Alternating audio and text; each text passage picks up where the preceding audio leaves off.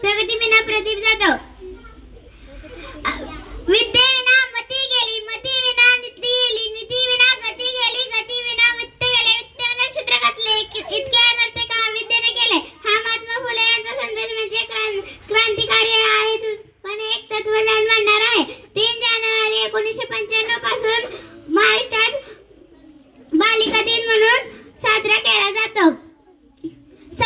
सावित्रीबाई फुले यांच्या कार्यास महाराष्ट्राने दिलेली महान वंदना.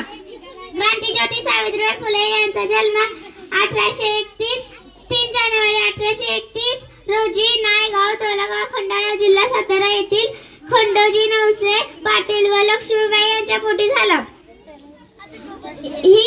ही बालिका पुढे केवळ भारतातील नव्हे, महाराष्ट्रातील नव्हे तर भारतातील स्त्रियांची आद्य शिक्षिका ठरवलेली सावित्रीबाई फुले होय. आणि मी एवढंच बोलते की क्रांतिज्योती सावित्रीबाई फुले जयंती निमित्त कोटी कोटी प्रणाम.